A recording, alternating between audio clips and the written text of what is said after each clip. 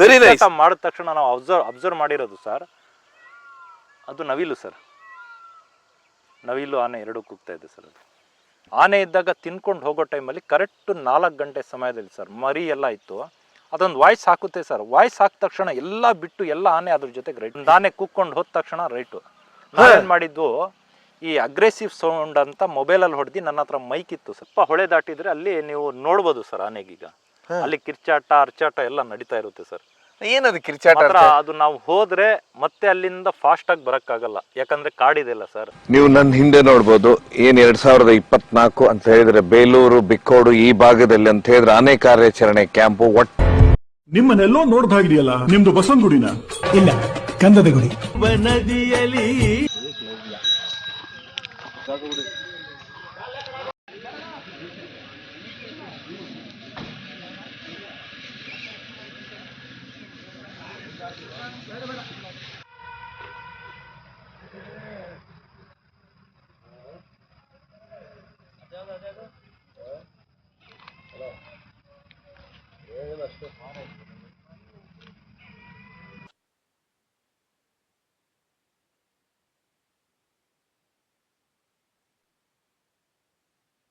ಮಾನ್ಯ ವೀಕ್ಷಕರೇ, ಸಕಲೇಶ್ಪುರದಿಂದ ಅತಿ ಹೆಚ್ಚು ಬೇಲೂರಿಗೆ ಆನೆ ಬರುತ್ತಂತೂ ನೀವು ಕೇಳಿರ್ತೀರ. ಅದರಲ್ಲಿ ವಿಶೇಷವಾಗಿ ಬೀಟಮ್ಮ 1, ಬೀಟಮ್ಮ 2, ಭುವನೇಶ್ವರಿ, ಅದೆಲ್ಲರಿಗಿಂತ ಹೆಚ್ಚಾಗಿ ಭೀಮಾ, ವಿಕ್ರಾಂತು, ಕ್ಯಾಪ್ಟನ್ನು, ಕಾನಳ್ಳಿ ಕುಳ್ಳ, ಇವೆಲ್ಲ ಆನೆಗಳ ಕಥೆನ ನೀವು ನೋಡಿರ್ತೀರ. ಆ ಕಥೆಗಳಲ್ಲಿ ಬರುವಂಥದ್ದು ಒಂದು ವಾಟೆಹೊಳೆ ಡ್ಯಾಮ್ ಅಂತ ಬರುತ್ತೆ. ಅದಾದ ನಂತರ ಯಾಕೆ ವಿಶೇಷವಾಗಿ ಸಕಲೇಶ್ಪುರ ಮತ್ತು ಬೇಲೂರು ಭಾಗದಲ್ಲಿರುವಂಥ ಆನೆಗಳು ತುಂಬ ದಷ್ಟಪುಷ್ಟವಾಗಿರ್ತಾವೆ ಅನ್ನುವಂಥದ್ದು ಸುಮಾರು ಜನರ ಪ್ರಶ್ನೆ ಆಗಿರುತ್ತೆ. ಏನು ಸರ್ ಅದು ಪ್ರಶ್ನೆ, ಅದು ಯಾಕೆ ಆಗಿರುತ್ತೆ ಸರ್? ಆನೆಗಳಿಗೆ ಸರ್ ಮುಂಚೆ ಎಲ್ಲ ನಮ್ಮ ಸಕಲೇಶ್ಪುರ ಭಾಗದಿಂದ ನಮ್ಮ ಬೇಲೂರು ಸೈಡಲ್ಲಿ ಯಾವುದೇ ಹಾವಳಿ ಇರಲಿಲ್ಲ. ಲಾಕ್ಡೌನ್ ಇಂದ ಏನು ಹಾವಳಿ ಸ್ಟಾರ್ಟ್ ಆಯಿತು, ನಮ್ಮ ಸಕಲೇಶ್ಪುರದಿಂದ ಅರೆಹಳ್ಳಿ ಅಂತ ಇದೆ, ಅರೆಹಳ್ಳಿ ಹೋಬಳಿ, ಬೇಲೂರು ತಾಲೂಕಿಗೆ ದೊಡ್ಡ ಹಳ್ಳಿ ಅದು. ಆ ಅರೆಹಳ್ಳಿ ಹೋಬಳಿಗೆ ಫಸ್ಟು ಆನೆಗಳು ಬರ್ತವೆ. ಬಂದ ನಂತರ ಅಲ್ಲೊಂದು 3-4 ವರ್ಷ ಸ್ವಲ್ಪ ರೈತರಿಗೆಲ್ಲ ತೊಂದರೆ ಕೊಡೋದು, ಕಾಫಿ, ಅಲ್ಲಿ ಬೈನೆ ಮರ, ಬಾಳೆ ಬಿಟ್ಟರೆ ಇನ್ನೇನು ಇಲ್ಲ. ಅಲ್ಲಿದ್ದು ಫುಡ್ಡು ಆಗ್ತಾ ಆಗ್ತಾ ಆಗ್ತಾ ಅಲ್ಲಿದ್ದು ರೈತರು ಏನು ಮಾಡಿದ್ರು, ಈ ಬಿಕ್ಕೋಡ್ ಭಾಗಕ್ಕೆ ಕಳಿಸಿದ್ರು. ಈ 3 ವರ್ಷದ ಮುಂಚೆ ಬಿಕ್ಕೋಡ್ ಭಾಗಕ್ಕೆ 1-2 ಆನೆಗಳು ಬಂದು ಹೋದ್ವು. ಇಲ್ಲಿ ಜೋಳ ಈಗ ಆನೆ ಗಲಾಟೆಗೆ ಹಂಗೆ ಬಿಟ್ಬಿಡ್ತಾರೆ ನೋಡಿ, ಇದು ಹಲ್ ಜೋಳ, ಇದು ಏನು ದನ ತಿನ್ನುವಂತ ಜೋಳ, ಇದು ಆನೆಗೂ ಒಂದು ರುಚಿಕರವಾದದ್ದು. ಈಗ ನಮ್ಮ ವಿಕ್ರಮ್ ಗೌಡ್ರು ಜೋಳ ದಷ್ಟ ಪುಷ್ಟ ಸಿಗುತ್ತಂತಾರೆ, ಇದೇ ಜೋಳ? ಇದೇ ಜೋಳ ಸರ್. ಇನ್ನು ಅಲ್ಲಿ ನೋಡ್ತಾ ಇರ್ಬೋದು ಸರ್, ಅಲ್ಲಿ ಬಾಳೆ ಕಾಣ್ತಾ ಇದೆ ನಿಮ್ಗೆ, ಅಲ್ಲಿ ಬಾಳೆನೂ ಇದೆ. ಸೂಪರ್. ಅಲ್ಲಿ ಎಲ್ಲ ಈಗ ಮತ್ತೆ ಈಗ ಜೋಳ ಹಾಕಕ್ ಒಣಗೋಗಿದೆ ನೋಡಿ, ಇದು ಕುಯ್ಲಾಗಿದೆ ಒಂದು ರೌಂಡ್. ಆನೇನು ಹೆಚ್ಚು ಕಡಿಮೆ ಒಂದು 70% ಮುಗಿಸಿದೆ ಸರ್. ಅಲ್ಲ ಸರ್, ಅದು ಬಾಳೆ ಫುಲ್ ಬಾಳೆ ಸರ್. ಅದು ಅಲ್ಲಿ ಏನ್ ಮಾಡುತ್ತೆ, ಇವು ತಿನ್ಬಿಡ್ತಾವೆ? ತಿನ್ಬಿಡುತ್ತೆ ಸರ್. ಬಾಳೆ ಯಾವ್ದು, ಈಗ ಬಾಳೆ ಏನ್ ಮಾಡುತ್ತೆ, ಭಾಗ ಮಾಡಿ ಅದ್ರ ಮಧ್ಯದಲ್ಲಿ ಬರುವಂತ ಮೃದು ಅಂಶ ಇರುತ್ತೆ, ಒಂದು ಮೃದು ಅಂಶ, ಅದನ್ನ ತಿನ್ನುತ್ತೆ. ಬಾಳೆ ಇಡೀ ತಿನ್ನಲ್ಲ ಅದು. ಇನ್ ಗೊನೆನೂ ಮುಟ್ಟಲ್ಲ, ಹಸಿ ಗೊನೆನೂ ಮುಟ್ಟಲ್ಲ ಅದು, ಯಾಕಂದ್ರೆ ಒಗರು ಬರುತ್ತೆ, ಅದಕ್ಕೆ ತಿನ್ನಕ್ ಆಗಲ್ಲ ಅದು. ಹಾಗಾಗಿ ನೋಡಿ, ನೀರು ವಾಟೆಹೊಳೆ ಡ್ಯಾಮ್ ನೀರು ಒಳ್ಳೆ ಮಳೆ ಆಗಿದೆ. ಹೋದ ವರ್ಷ ಆಚೆ ವರ್ಷ ಎಲ್ಲ ನೀವು ಡ್ಯಾಮ್ ಅಲ್ಲಿ ಈಜ್ ಹೊಡೆದಿರೋದು ನೋಡಿರ್ಬೋದು. ಒಂದು 50 ಆನೆಗಳು ಡ್ಯಾಮ್ ಅಲ್ಲಿ ಈಜ್ ಹೊಡೆದಿದ್ದು ಇದೇ ಜಾಗ ಸರ್. ಅದು ಇಲ್ಲಿಂದ ಆ ಕಡೆ ದಾಟೋದು, ರಾತ್ರಿ ಇಡೀ ಸಂಚಾರ ಇದೆ ಸರ್. ಇಲ್ಲೆಲ್ಲ ರಾತ್ರಿ ಇಡೀ ಸಂಚಾರ ಮಾಡ್ತಾವ. ಹೌದಾ? ಈಗ ಜಗ್ಬೋರ್ನಳ್ಳಿ ಫಾರೆಸ್ಟ್ ನೋಡಿ, ಜಗ್ಬೋರ್ನಳ್ಳಿ ಫಾರೆಸ್ಟ್ ಅಂದ್ರೆ ಅದೇನಾ? ಅದೇ ಸರ್. ಸೂಪರ್. ಏನು ಈ ಹೊಳೆಯಿಂದ ನೋಡಿ ಆ ಕಡೆನೆ ಬರುತ್ತೆ ಸರ್. ಅದು ಒಂದು 200-300 ಎಕರೆ ಒಂದು ವಿಶಾಲವಾಗಿದೆ ಕಾಡು, ಮುಳ್ಳು ತುಂಬಿರೋ ಕಾಡು. ಅದು ತಿನ್ನುತ್ತೆ, ಅದು ಸಣ್ಣ ಸಣ್ಣ ಮುಳ್ಳು ಬರೋದು ಆನೆಗೆ ಇಷ್ಟ. ಅದು ಬಾರಿ ಇಷ್ಟ. ಹೌದು. ಸಣ್ಣ ಬೈನೆ ಬರುತ್ತೆ, ದೊಡ್ಡದು ಬೈನೆ ಅಲ್ಲ, ಸಣ್ಣ ಬೈನೆ ಬರುತ್ತೆ, ಅದು ಇಷ್ಟ ಅದಕ್ಕೆ. ಇನ್ನು ಇದು ಬಿದ್ರು ಬರುತ್ತಲ್ಲ ಸರ್, ಸಣ್ಣ ಬಿದ್ರು, ಅದು ಆನೆಗೆ ತುಂಬಾ ಇಷ್ಟವಾದ ಆಹಾರ. ಅದು ಅದೆಲ್ಲ ಈ ಹೊಳೆ ಸೈಡಲ್ಲಿ ಇದಾವೆ. ಇಲ್ಲಿಂದ ಹಿಡಿದು ವಾಟೆಹೊಳೆ ಡ್ಯಾಮು ಕ್ಲೋಸ್, ಇಲ್ಲಿಂದ ಒಂದು 4-5 ಕಿಲೋಮೀಟರ್ ವಾಟೆಹೊಳೆ. ಇದು ತುಂಬಾ ಚೆನ್ನಾಗಿದೆ ನೀರಿನ ಅಂಶ ಎಲ್ಲ ಸರ್. ಈಗ ಇದು ನಮ್ಗೆ ಹಿಂದೆ ಏನ್ ಕಾಣ್ತಾ ಇದೆ, ಇದೆಲ್ಲ ಜಗ್ಬೋರ್ನಳ್ಳಿ ಫಾರೆಸ್ಟ್. ಜಗ್ಬೋರ್ನಳ್ಳಿ ಇದು ಒಂದು 5 ಗ್ರಾಮ ಸಿಗುತ್ತೆ ಸರ್. ಜಗ್ಬೋರ್ನಳ್ಳಿ ಫಾರೆಸ್ಟ್ ಇಲ್ಲಿಂದ ಹಿಡಿದು ಇಷ್ಟು ವಿಸ್ತೀರ್ಣ ಒಂದು 300 ಎಕರೆ ಸೇರಿದೆ. ಏನಿದೆ ಅದ್ರೊಳಗಡೆ ಮುಳ್ಳು ಇದೇ ಇರೋದು. ಹಗ್ಲೊತ್ತು ಸ್ಟೇ ಆಗುತ್ತೆ ಅದು. ರಾತ್ರಿ ಹೊತ್ತು ಅಕ್ಕಪಕ್ಕ ಜೋಳ ಗಿಳ ಎಲ್ಲ ಒಳ್ಳೆ ತಿಂಡಿ ತಿನ್ಕೊಳ್ಳುತ್ತೆ ರಾತ್ರಿ. ಬೆಳಿಗ್ಗೆ ಹೋಗಿ ಅಲ್ಲಿಗೆ ಸ್ಟೇ ಆಗುತ್ತೆ. ಮುಂಚೆ ಸ್ಟೇ ಎಲ್ಲಿತ್ತು ಅಂದ್ರೆ ಬಿಕ್ಕೋಡ್ ಎಸ್ಟೇಟ್ ಅಲ್ಲಿತ್ತು.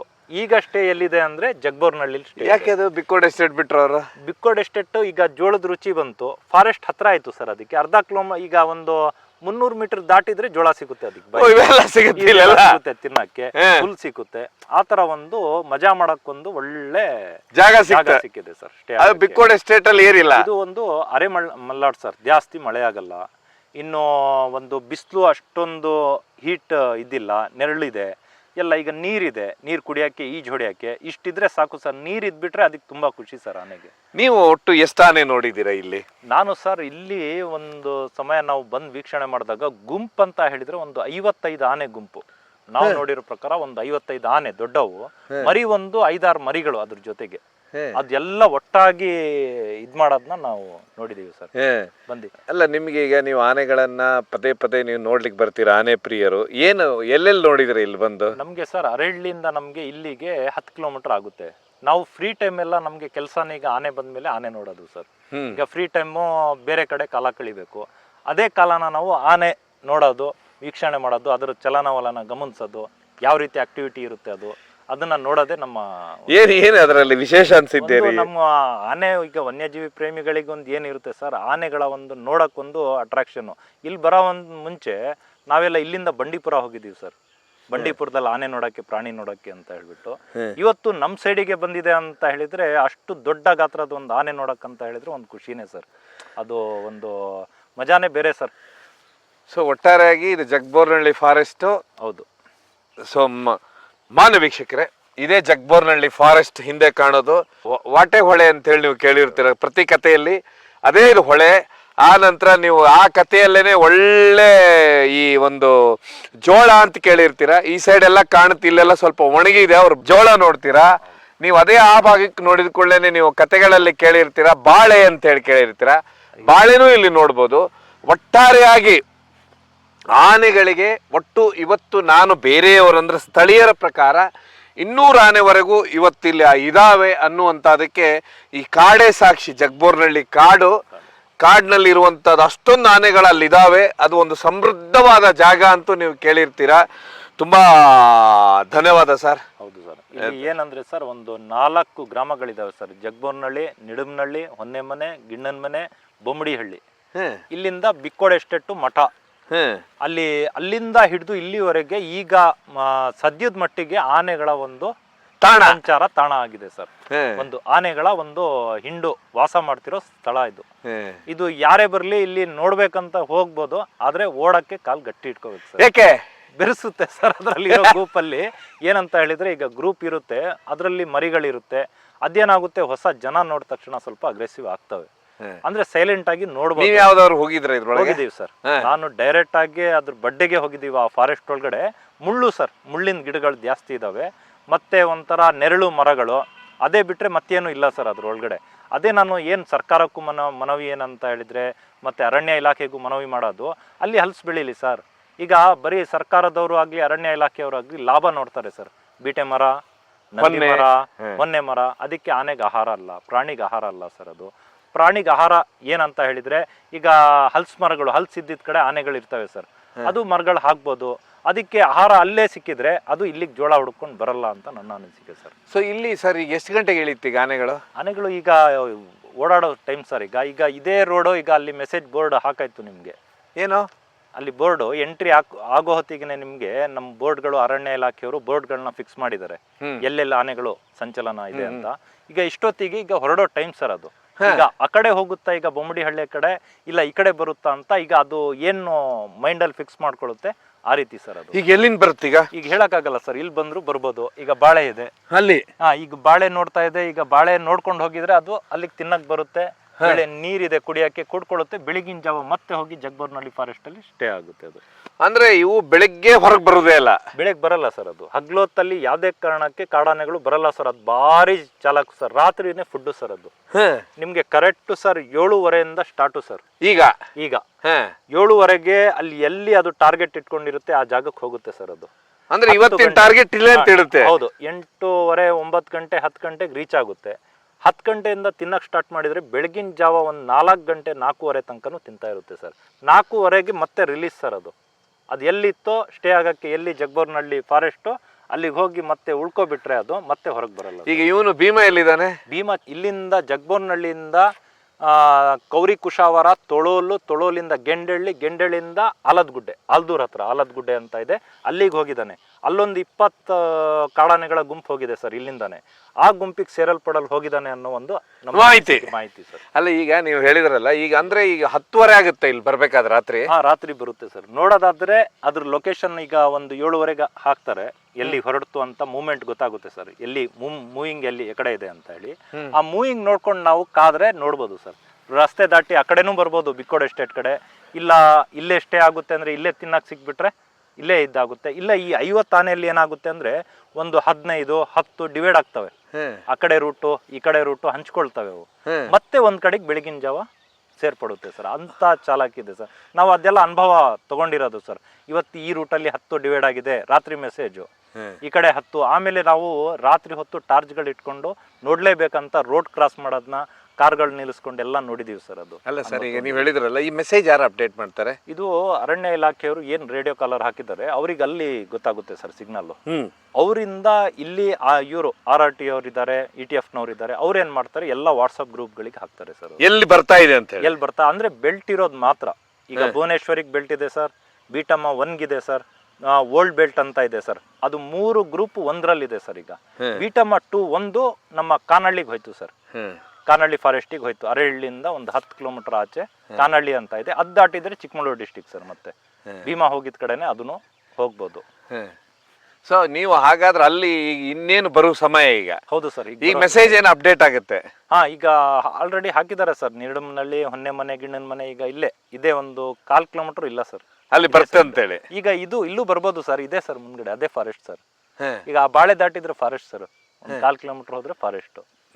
ಈಗ 300 ಎಕರೆ ಫಾರೆಸ್ಟ್ ಸರ್. ಈಗ ಈ ಕಡೆ ಬರುತ್ತಾ ಆ ಕಡೆ ಬರುತ್ತಾ ಅಂತ ಅದೇ ಮೂವಿಂಗ್ ನೋಡ್ಬೇಕು ಸರ್. ಈಗ ರೋಡ್ ದಾಟೋ ಚಾನ್ಸು ಇರುತ್ತೆ. ರೋಡ್ ದಾಟಿ ಬಿಕ್ಕೋಡ್ ಎಸ್ಟೇಟ್ ಕಡೆನೂ ಹೋಗ್ಬೋದು. ಇಲ್ಲ ಈ ರೋಡ್ ದಾಟಿ ಕೋಗಿಲ್ ಮನೆ, ಬೊಮ್ಮಡಿಹಳ್ಳಿ ಕಡೆ ಆ ಕಡೆನೂ ಫುಡ್ ಇದೆ ಸರ್. ಜೋಳ ಇದೆ, ವೆರಿ ನೈಸ್, ಬಾಳೆ ಇದೆ, ಕಾಡಿದೆ, ಅಲ್ಲೂ ಆ ಕಡೆನೂ ದಾಟ್ಬೋದು. ಅದೂ ಸ್ವಲ್ಪ ಫಾರೆಸ್ಟ್ ಸಿಗುತ್ತೆ. ನೋಡುವ ಆನೆ ಏನಾದ್ರೂ ಈ ರೂಟಲ್ಲಿ ಬರುತ್ತೆ ಅಂತ ಹೇಳಿ. ಏನ್ ಸರ್ ಆನೆ ಅಲ್ಲಿ ಸೌಂಡ್ ಕ್ವಾಯ್ ಮಾಡ್ತಾ ಇದಲ್ಲ? ಹೌದು ಸರ್, ಸೌಂಡು ಇದೊಂಚೂರು ಸರ್. ಇಲ್ಲಿ ಸ್ವಲ್ಪ ಹೊಳೆ ದಾಟಿದ್ರೆ ಅಲ್ಲಿ ನೀವು ನೋಡ್ಬೋದು ಸರ್ ಆನೆಗೀಗ. ಅಲ್ಲಿ ಕಿರ್ಚಾಟ ಅರ್ಚಾಟ ಎಲ್ಲ ನಡೀತಾ ಇರುತ್ತೆ ಸರ್. ಏನದು ಕಿರ್ಚಾಟ? ಅದು ನಾವು ಹೋದ್ರೆ ಮತ್ತೆ ಅಲ್ಲಿಂದ ಫಾಸ್ಟ್ ಆಗಿ ಬರಕ್ಕಾಗಲ್ಲ, ಯಾಕಂದ್ರೆ ಕಾಡಿದೆಲ್ಲ ಸರ್, ಓಡಕ್ಕಾಗಲ್ಲ. ಇದೆಲ್ಲ ದಟ್ಟವಾಗಿದೆ ಕಾಡು, ಮುಳ್ಕಾಡು. ಒಳಗಡೆ ಹೋದ್ರೆ ಬೆರೆಸ್ಕೊಂಡ್ ಬಂದ್ರೆ ನಾವು ಬರುದಿಲ್ಲ. ಅಲ್ಲ ಏನದು ಕಿರ್ಚಾಡೋದಂದ್ರೆ?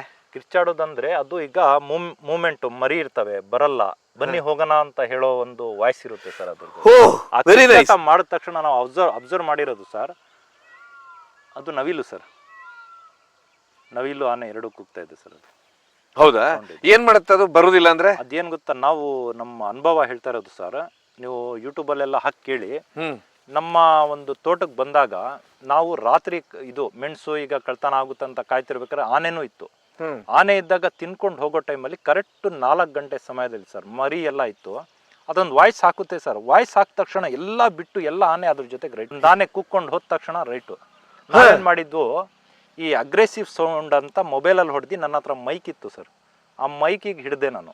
ಹಿಡ್ದಾಗ ಇದ್ರಲ್ಲಿ ಬಂದು ಸೌಂಡ್ ಕೇಳಿ ಅದು ಗಾಬರಿ ಆಯ್ತಾ ಇಲ್ಲ ಅದೂ ಅದೇ ರೀತಿ ಕಿರಿಚ್ಕೊಂಡು ಎಲ್ಲ ಗ್ರೂಪ್ನ ಕರ್ಕೊಂಡೋಯ್ತು. 2 ಸತಿ ಆ ಅನುಭವ ಆಗಿರೋದು ಸರ್. ಮೊಬೈಲ್ ಸೌಂಡ್ ರೆಕಾರ್ಡ್ ಮಾಡಿದ್ರಲ್ಲಿ ಅದನ್ನ ಮೈಕ್ ಹಿಡ್ದು ಹಾಕಿದಾಗ ಅದಕ್ಕೆ ಏನ್ ಅನ್ನಿಸ್ತೋ, ಅದ್ರ ಭಾಷೆ ಯಾವ ರೀತಿ ಇದೆಯೋ ಅದು ಕರ್ದಂಗಾಯ್ತಾ, ಇಲ್ಲ ಅಲ್ಲಿ ಏನಾದ್ರು ತೊಂದರೆ ಇದೆ ಹೋಗೋಣ ಅಂತ. ಅದು ಅಲ್ಲಿ ಬರುದಿಲ್ಲ, ಅದು ಬೆದ್ರು ಇದು ಮಾಡಿದ್ರೆ ಇಲ್ಲ ಬರಲ್ಲ, ಜಾಗ ಖಾಲಿ ಮಾಡಿಬಿಡುತ್ತೆ ಸರ್. ಅದು ಏನೋ ತೊಂದರೆ ಇದೆ ಅನ್ನೋ ಒಂದು ಸೌಂಡ್ ಸರ್ ಅದು. ಇನ್ನೊಂದು, ಅದು ಕರ್ಕೊಂಡು ಹೋಗೋಕ್ಕೆ ಮರಿಗೆಲ್ಲ ಒಂದೊಂದು ಏನಂದ್ರೆ ದೂರ ಇರ್ತವೆ, ಎಲ್ಲಾನ ಒಟ್ಟಿಗೆ ಕರ್ಕೊಂಡು ಹೋಗೋದೇ ಅದ್ರದ್ದು ಸಿಸ್ಟಮ್ ಸರ್. ಅದು ಯಾವ್ದು ಹೆಣ್ಣಾನೆದು? ಗ್ರೂಪ್ ಲೀಡರ್ ಈಗ ಭುವನೇಶ್ವರಿ ಒಂದು ಗ್ರೂಪ್, ಬೀಟಮ್ಮ, ಓಲ್ಡ್ ಬೆಲ್ಟ್. ಆ ಗ್ರೂಪ್ ಲೀಡರ್ ಎಲ್ಲಿ ಹೊರಡುತ್ತೋ ಆ ಕಡೆ ಎಲ್ಲ ಆನೆಗಳು ಅಲ್ಲಿ ಇರ್ತವೆ ಸರ್. ಈ ಕಂಬ ಈ ಕಡೆ ಬಾಗಿದೆಯಲ್ಲ ಸರ್, ನೋಡಿ ಈ ದಿಕ್ಕಿಂದ ಆನೆ ಬಂದಿರೋದು ಸರ್. ಬಂದು ನೋಡಿ ಈ ತರ ಪ್ರೆಸ್ ಮಾಡಿದ್ರೆ ನೋಡಿ ಈ ಕಡೆ ಬಿದ್ದಿದೆ, ಇದು ಈ ಕಡೆ ಹಿಂಗೆ ದಾಟ್ ಹೋಗಿರೋದು. ಇಲ್ಲೇ ಇದೆ ನೋಡಿ ಸರ್ ಹೆಜ್ಜೆ, ನೋಡಿ ಸರ್ ಇಲ್ಲೇ ಹೋಗಿರೋದು ಸರ್. ನೋಡಿ ಇದು ಹೌದು ಸರ್, ತಿನ್ನುತ್ತೆ. ಇದು ಇಷ್ಟ ಸರ್ ಅದಕ್ಕೆ. ಈ ಗರ್ಕೆ ಹುಲ್ಲು ಮತ್ತೆ ಗೆಡ್ಡೆ ಹುಲ್ಲು ಬರುತ್ತಲ್ಲ ಸರ್, ಅದು ಕೊಡ್ಕೊಂಡು ತಿನ್ನುತ್ತೆ ಅದು. ನೋಡಿ ಆ ಗೆಡ್ಡೆ ಹುಲ್ಲೆಲ್ಲ ಅದಕ್ಕೆ ಇಷ್ಟನೇ. ಅದು ನೋಡಿ ಈ ರೂಟ್ ಇದೆ ಸರ್, ಇದು ಆನೆ ರೂಟು ನೋಡಿ ಸರ್. ಇಲ್ಲಿ ನೋಡ್ಬೋದು ನೀವು, ಇಲ್ಲಿ ನೋಡಿ ಸರ್, ಇಲ್ಲಿ ನೋಡಿ ಆನೆ ರೂಟು ಇಲ್ಲಿ ಹೋಗಿದೆ ನೋಡಿ, ದಾಟಿರೋ ಹೆಜ್ಜೆ ನೋಡಿ. ಇದು ನೋಡಿ, ಇದು ಜೋಳ ಇಲ್ಲ, ಇಲ್ಲಿ ಮುರಿದಿದೆ ನೋಡಿ ಸರ್ ಜೋಳ. ನೋಡಿ ಇಲ್ಲಿ ಇದೆಲ್ಲ ಮುರಿದಿರೋದು ಸರ್ ಇದು. ಇಲ್ಲಿ ನೋಡಿ ಸರ್, ಇಲ್ಲಿ ಹೆಜ್ಜೆಗಳು ನೋಡ್ಬೋದು, ಇಲ್ಲಿ ಬನ್ನಿ ನೋಡಿ. Bhima with group sir. ಇನ್ನೊಂದು ವಿಚಾರ ಸರ್, ಯಾರು ಏನೇ ಹೇಳಿ ಸರ್, ಒಂದು ಮಾತು ಹೇಳಿದ್ರು, ಏನು ಭೀಮನ್ ಗೇಟ್ ಆಗಿಬಿಟ್ಟಿದೆ, ವಾರ ಹತ್ರ ರಕ್ತ ಬಂತು ಅದು ಬಂತು ಅಂತ. ಭೀಮ ನಡೆಯೋದೇ ಸ್ಲೋ ಮೋಷನ್ ಸರ್, ಫಾಸ್ಟಾಗಿ ಹೋಗಲ್ಲ ಸರ್ ಅದು. ಇನ್ನು ವಿಚಾರ ಏನಂದರೆ, ಭೀಮ ಹೊಡೆದಿರೋ ಏಟಿಗೆ ಕ್ಯಾಪ್ಟನ್ ಸುಧಾರಿಸ್ಕೊಳಕ್ಕೆ ಇನ್ನೂ 1 ತಿಂಗಳು ಬೇಕು ಸರ್. ಆ ಥರ ಬಲಿಷ್ಠವಾಗಿದೆ ಸರ್ ಭೀಮ. ಅಷ್ಟು ಸುಲಭವಾಗಿ ಸೋಲೊಪ್ಕೊಳ್ಳುವಂಥ ಭೀಮನೇ ಅಲ್ಲ ಸರ್. ಅಷ್ಟು ಮತ್ತೆ ಇನ್ನು ಯಾರಿಗೂ ತೊಂದರೆ ಮಾಡಿದ ಆನೆ ಅಲ್ಲ ಸರ್ ಅದು. ಅದು ಟೌನಿಗೆ ಬಂದರು, ಸಿಟಿಗೆ ಬಂದರು, ಅದರಷ್ಟಿಗೆ ಅದ್ರ ಪಾಡಿಗೆ ಸ್ಥಳೀಯರಿಗೆ ಕೇಳಿ ಅದ್ರ ಮಾಹಿತಿ ನಿಮಗೆ ಸಿಗ್ತಾ ಇರುತ್ತೆ. ಅದ್ರ ಪಾಡಿಗೆ ಅದು ಏನು ಮೇವು ತಿನ್ನಲ್ಲ ಸರ್, ಯಾರು ಹಿತ್ಲಿಗೂ ಹೋಗಲ್ಲ, ಮುಂದ್ಗಡೆನೂ ಹೋಗಲ್ಲ, ಅದ್ರ ಪಾಡಿಗೆ ಅದು ಹೋಗ್ತಾ ಇರುತ್ತೆ ಸರ್. ಅದು ಒಟ್ಟಾರೆ ಇದೇ ರೂಟಿಂದ ಹೋಗಿದ್ದಾನೆ. ಇದೇ ರೂಟು ನೋಡಿ ಸರ್, ಇದು ಇಲ್ಲೇ ಹೋಗಿದ್ದಾನೆ ನೋಡಿ ಸರ್. ಇಲ್ಲಿ ನೋಡ್ತಾ ಇದ್ದೀರಾ ನೋಡಿ, ಇಲ್ಲೇ ದಾಟಿ ನೋಡಿ, ಇಲ್ಲೆಲ್ಲ ಮುರ್ಕೊಂಡು ನೋಡಿ. ಇದು ಈ ಜೋಳ ತುಂಬ ಇಷ್ಟ ಇದು ನೋಡಿ, ಮುರ್ಕೊಂಡು ತಿಂದಿದೆ ನೋಡಿ ಇಲ್ಲೆಲ್ಲ ನೋಡಿ, ಪೂರ್ತಿ ನೋಡಿ ಇಲ್ಲಿ ನೋಡಿ.